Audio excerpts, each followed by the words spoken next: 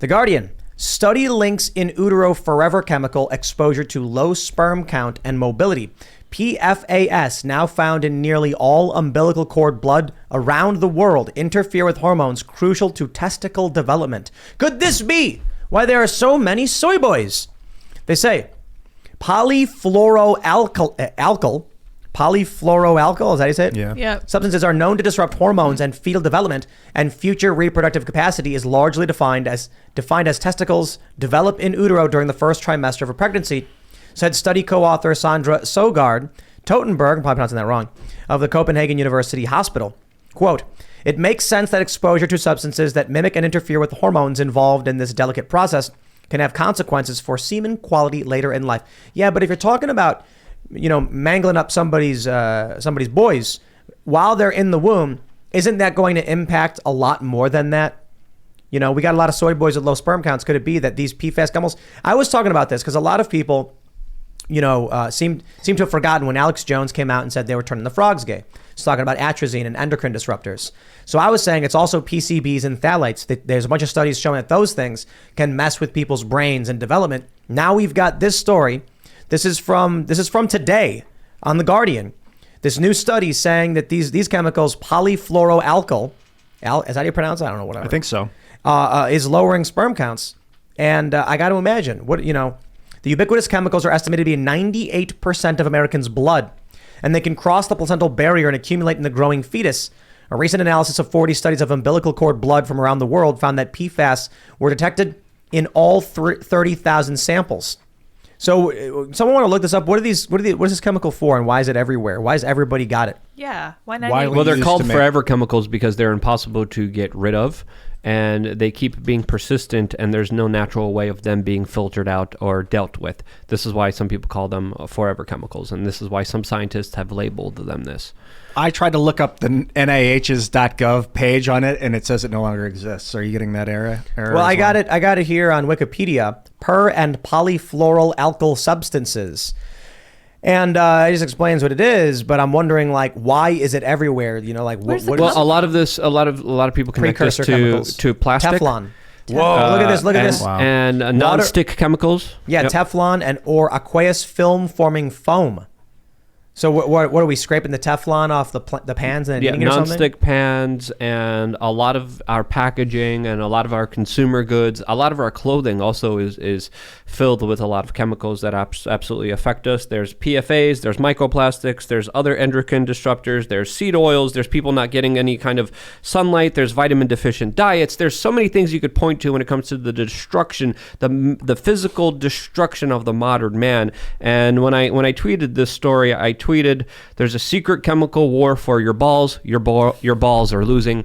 And when you look at the rates of testosterone, you look at the rates of sperm counts dramatically declining in dangerous levels, to the point where Jared Kushner's comments could be correct when he said we might live forever or we might be the last people to die because people aren't having children. People can't have children. Miscarriages are up dramatically as well. And this, to me, is a part of the larger depopulation agenda that is also plaguing the world right now. I think, the mistake that Jared Kushner made when he said that he was, going to live forever or be the last to die, is that if there's one thing you want to avoid when you're hated by millennial leftists is Harry Potter references. And, Voldemort was like, only I can live forever. And so for Jared Kushner to go on TV and say something like that, it's like, dude, they're already calling Trump Voldemort. You don't need to help them out with the only cultural reference they have. Right. I've been thinking about these PFAs, like we're talking about perfluoroalkyl, and I microwave plastic. I probably should stop doing it completely, but I have these single wrap bacons, and I put it in the microwave for 10 seconds and then eat it, and it's like just the plastic is like rubberized when I pull it out. Just eat the plastic. Just chomp take it all in one. People are finding plastic in people's lungs, in people's blood.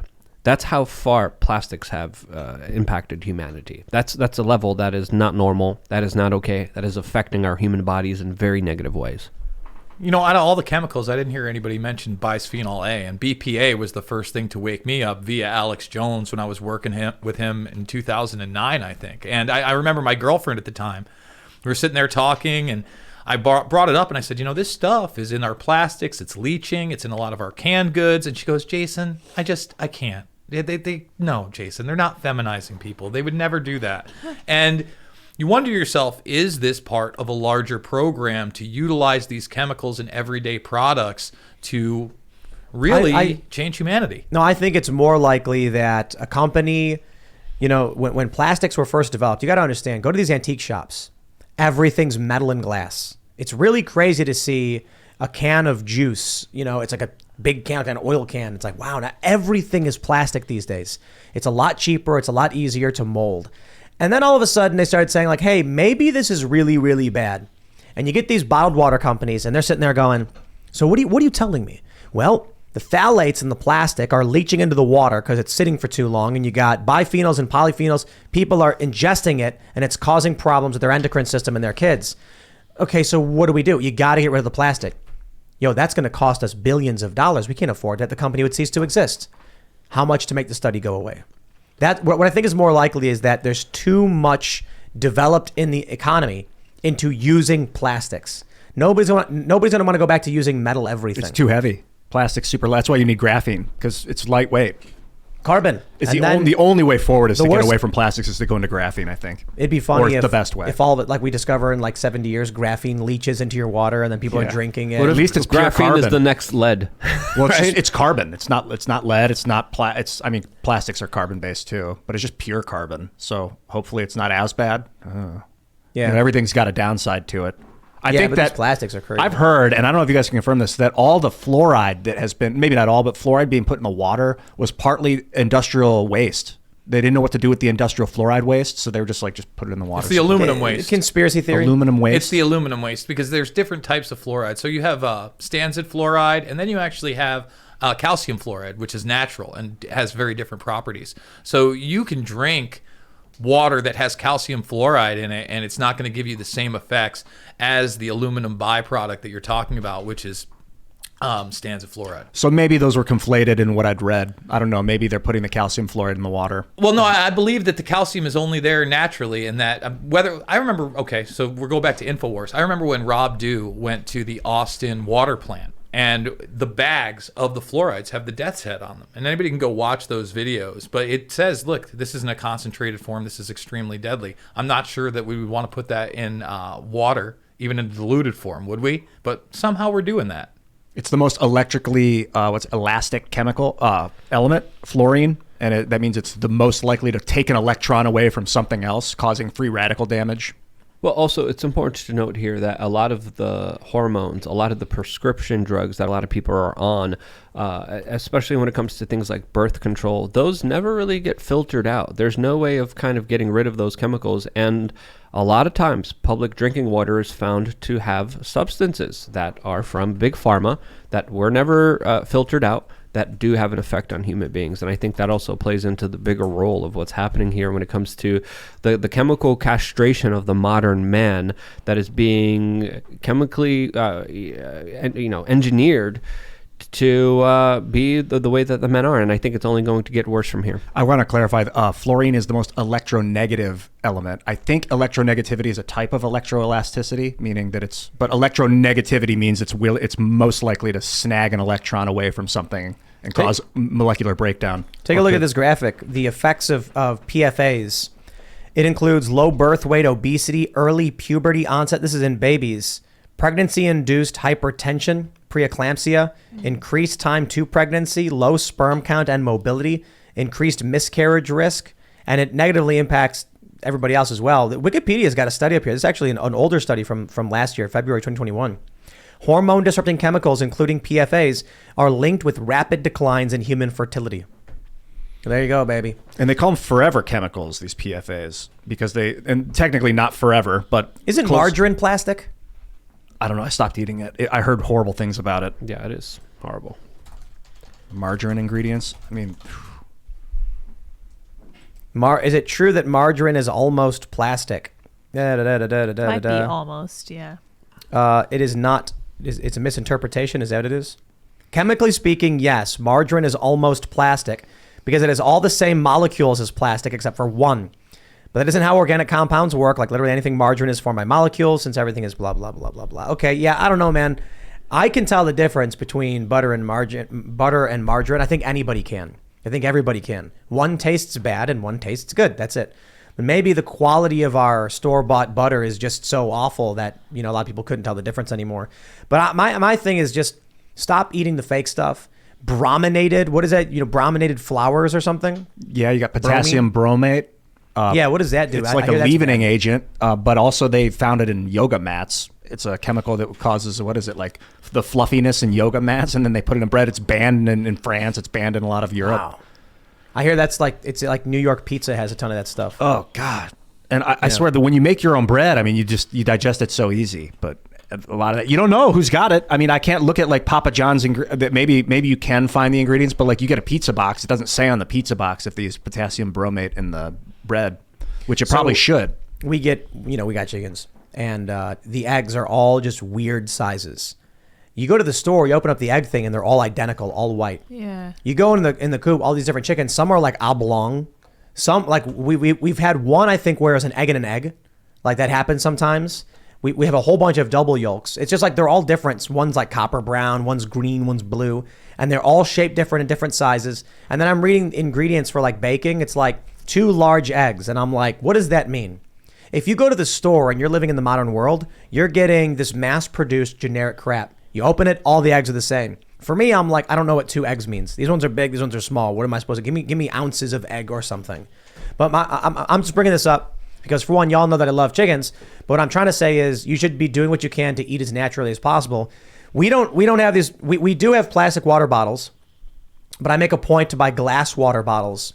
And we typically have reusable glass water bottles that we fill up with our own filters, added minerals. So we're on well water, so we don't got any gunk in it. There's natural gunk that exists in well water, obviously, but you filter it out. It's got this UV thing that the water passes through, killing all the bacteria. And then we put it in glass bottles and we bring it up to the studio, or we just get these Acqua Panna Toscana Italy Italian water. We're drinking Italian water in glass bottles. Look at us, huh? I got a fancy pants here, but there's a big difference between store-bought eggs and eggs that you naturally have from your own chickens. But you also should test your land for lead if you are going to be eating those eggs. And to clarify, potassium bromate is not the stuff in yoga mats. It's called azodicarbonamide. It's a dough conditioner that also. And they put that in our pizza. They put it's an industrial blowing agent, azodicarbonamide, known to trigger asthma. But then its breakdown, it's the breakdown products of azodicarbamide. Yeah, it's in dough. Azodicarbonamide is a dough conditioner. It also is an industrial blowing agent. You know what's nasty is hydrogenated oils. It's just, you got to get back to butter and cream, man. Oh, I do like butter and cream. Butter and cream. Yeah, but so, Luke's been talking about seed oils and all that stuff too. You got the trans fats, you got hydrogenated oils and all this other weird garbage. There was this place, I remember, it was an ice cream shop. I'm going to keep the details vague because I don't want to rag on them, but I go into this place and they say it was a vegan, it was vegan ice cream or whatever, and I was like, oh, what does that mean? And they said there's no dairy in any of our ice cream. You just get ice cubes. It was basically they took Crisco, hydrogenated vegetable shortening with sugar and flavor, and then churned it, and it tastes good. And so when I was like, what is it? And it's basically like vegetable oil whipped and frozen. I'm like, that's gross. Yeah. I'm going to eat the cream from the cow, and I'm going to enjoy it. In New Hampshire, they had the exact opposite of that. There's a farm where I usually stay at that has a bunch of cows that are just running around, not in big factories, but are free to roam. And they have an ice cream place, and they make the ice cream from the raw milk from the cows that are in the pasture. And it is like the most incredible ice cream you could ever have. There's pup cups that my dog goes absolutely crazy for. I just got her like a store-bought pup cup. She doesn't care. She doesn't want it. But that one with the raw milk, she just went absolutely raw milk nuts. is illegal. Well, it depends on what you're doing with it. If you're trading it within state lines, there's a bunch of jurisdiction and bureaucracy and government in there. What they do out here and many But places. they passed a law in New Hampshire where you could make ice cream out of it. And yeah. What they do is you buy a percentage of a co-op, and now as an owner, you can have the raw milk. And then it's like you just got to pay your share or whatever. So as an owner, you're allowed to have it. There's also what they do is they sell it as pet milk, saying not for human consumption. But everybody knows what that means, so they'll tell you it's like, oh, it's for pets, and they'll grab it and they'll just drink it. It's like, sure, whatever.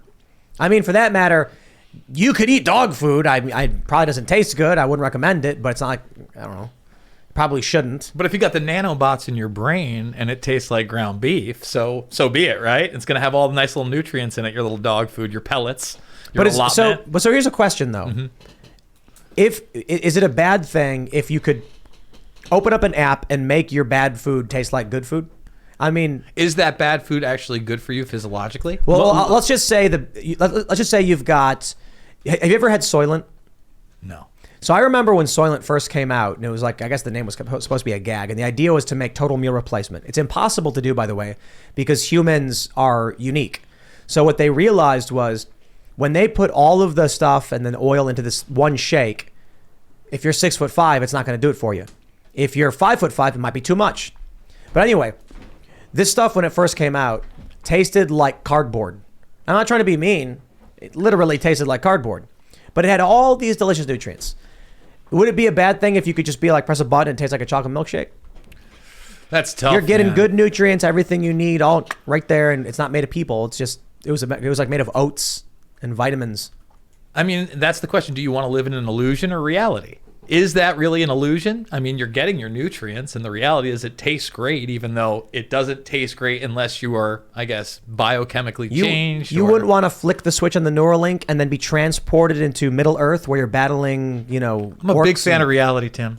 Reality. I'm a big fan of reality. I listen, I like the VR stuff too. I'm a video gamer as well. Hell, I'm replaying Saints Row 2 right now, for a little R&R. But I think when you get to the point where you can no longer tell the difference between what is reality and what is a virtual environment, you have many, many ethical questions that obviously run down to the extremes of what the Matrix presents. And if you're going to do that with food in particular, how do you know that it's actually as healthy for you? Unless you're getting your blood work done every week or every month, or we do have the Internet of Bodies, where literally that program is running it. You don't know. We've been lied to how many times about what's in our food, what's in our medicines, what's in the products that we use to keep up with our hygiene, such as just aluminum and deodorants. And that's on a micro level. So for me, I'll take the real deal anytime. I'll take the delicious cream Amish ice cream that I used to have in Fort Plain, and it was delicious. Like you said, you'd actually see them pour the milk into the machine. It would come out and be like sweet and be like, oh my goodness, I can't get this in a store. I think you can replicate a lot of things, but at the end of the day, it's really just a cheap imitation. Yeah, almost everything in the supermarket is trying to kill you. That's what I say and scream out loud as I'm walking through the supermarket and be like, hey, this is cancer. This is going to kill you. And everyone's looking at me like I'm crazy because I kind of am.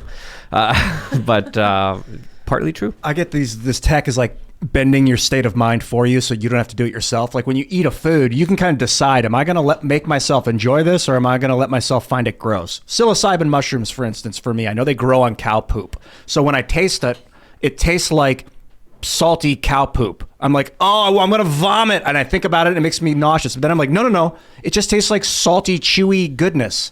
And I'm tasting it, it's like, actually, it's really good. So like the neural net can do that for me, but I have to override my own sensual perceptions to force myself to see it in a new way. I think it's lazy to rely on technology to do that for us. I already know what's gonna happen.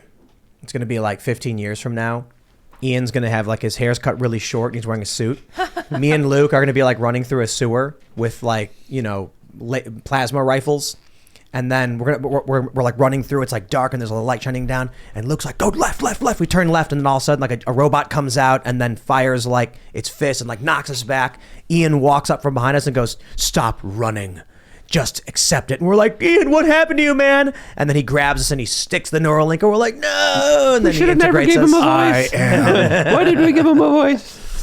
Oh, geez. Did you ever read A Wrinkle in Time? I love that book. It's one of my favorites. The youngest 20-something years. The youngest brother goes and interfaces with the brain and then becomes part of the brain. And it's like, man, he's just is the brain now. It's completely taken over him. And don't they also have those kind of fake environments when they go, like when the main character goes into the city and everybody's kind of an automaton? Yes. Things are gray and white and black, but they don't see it that way. The people in the brain and the machine don't. They see gorgeous. Did you guys read the sequel to it? No. There was a sequel to it. It was one of those books they made us read when we were kids. Yeah. And I barely remember any of it. But I did read that, and then I think the sequel was called A Wind in the Door or something like that. A Wind at the Door. Yeah, Wind at the Door. They made a movie and then nobody wanted to see it? Yeah, I showed it to my nieces, but I couldn't get into it. It had Oprah in it. It could be that interfacing with the machine is like the One Ring. Like, I think I can handle it. I think I can go in and then somehow help people break out when the moment is right, but that I'll get lost in it. And then people, like, you'll say, That's why get I'm out, saying. wake up. That's why Ian's going to be chasing down me and Luke as we're running through the sewers. Like, I'm the Darth Vader character that thought I could handle it. And you guys are like, no, it's too much. No, you're just like, once you have the neural link, you'll understand. And then he grabs Luke, and I'm like, Luke, no. And Luke's like, help. And then he sticks it in Luke's neck, and then Luke's like,